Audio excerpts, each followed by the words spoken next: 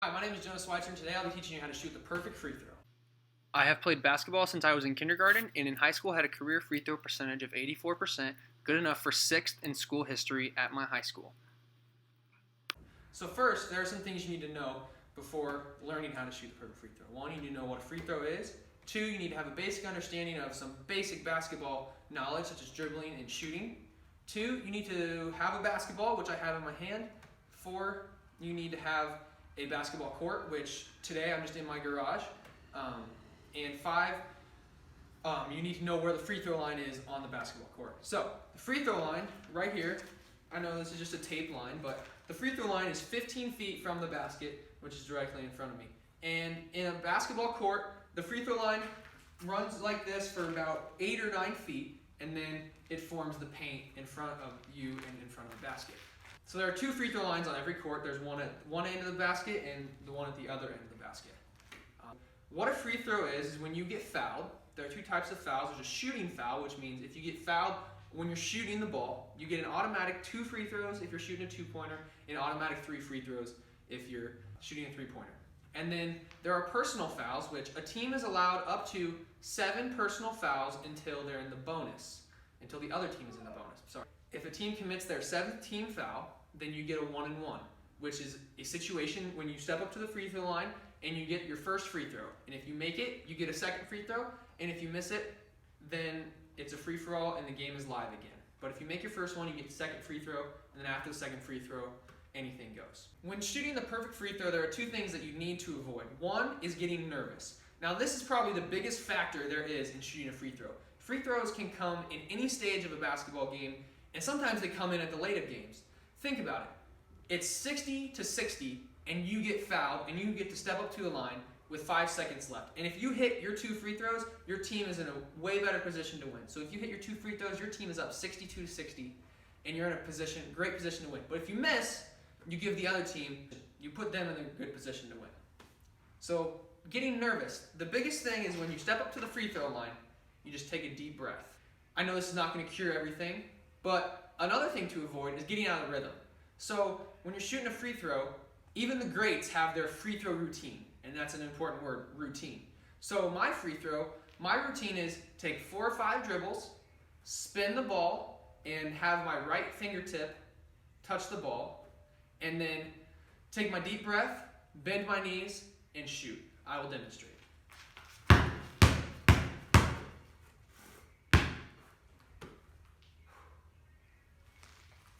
So you get fouled, and you have to step up to the free throw line and make free throws for your team. There are 6 easy steps to make sure that you shoot the perfect free throw. 1 is easy. Step up to the free throw line. Now that's the easy step. Now, step 2 is to get yourself set up. Get yourself lined up with the basket. Me, I'm a right-handed shooter, so I have my right foot just in front of my left foot and my feet shoulder-width apart. And I like to line up with my feet shoulder-width apart, with my left foot in line with the left side of the basket and my right foot in line with the right side of the basket. A lot of free throw experts will tell you to have your right foot in line with the middle of the basket if you're a right-handed shooter, and if you're a left-handed shooter, have your left foot in line with the middle of the basket. Me, personally, my shot is from the middle of my body, so for me, it works better for my shoulders to be perfectly in line with the basket and for my body to be perfectly square with the hoop. So my right foot is just in front of my left foot. You don't want to be off balance and shoot a free throw like this. You want your right foot slightly in front of your left foot, shoulder width apart, and you're lined up. So now, step 3 is to do your free throw ritual. You can have any free throw ritual. Shooters like Klay Thompson in the NBA for the Golden State Warriors, he takes 1 dribble, grabs the ball, takes another dribble, and shoots it. And he makes it over 85% of the time. Any ritual, whatever works for you, it works for you. This could not be more true than with Gilbert Arenas, who used to play in the NBA many years ago, but spins the ball around his waist 3 times before shooting his free throw. So step 4 is to take a deep breath. One of the things to avoid when you're shooting free throws is getting nervous. And taking a deep breath can help calm your body and help you just calm down and focus on your free throw. So step 5 is to shoot your shot. Everybody has a different shooting form, but there is an easy acronym to remember to know how to shoot the perfect shot. And this is BEEF, B-E-E-F. This is from Steph Curry. He plays for the Golden State Warriors and is one of the greatest free throw shooters of all time with a career average of over 90%. BEEF stands for balance, eyes, elbow, and follow through. And this goes for any shot. This goes for any shot ever. So 1, B, balance. Like we discussed, lining yourself up. Balance, you want your knees bent and your body square with the basket, like we've already lined ourselves up. So you get balanced, get your knees bent, and you're already there. Eyes.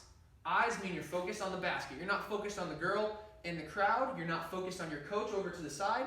You won't be able to focus on your shot if your eyes are not at the basket. Third, for E, is elbow. So when you go up to shoot, you want your elbow to be at a 90-degree angle when you shoot. You want your elbow to be square. You don't want it to be out here to the right. You want it to be straight in front of you, so when you shoot it, your elbow is above your head and your arm is straight. Now, F stands for follow through. So when you have the ball and you shoot your shot, you want to always follow through. It's like you're putting your hand in a cookie jar, reaching up on a high shelf, putting your hand in the cookie jar.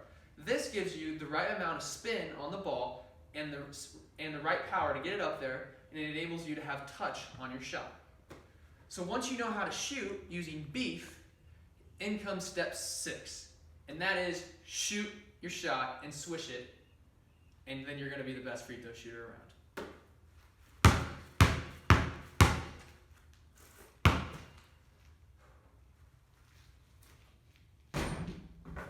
Anybody can shoot the perfect free throw. A good example of this is my sister Sarah.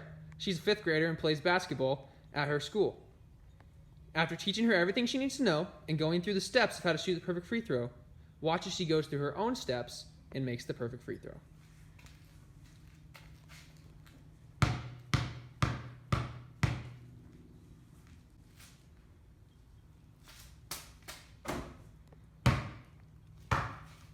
Even people who have never played basketball before can learn to shoot the perfect free throw. My brother Eli has never played basketball before, yet after teaching him all the steps, watch as he shoots the perfect free throw.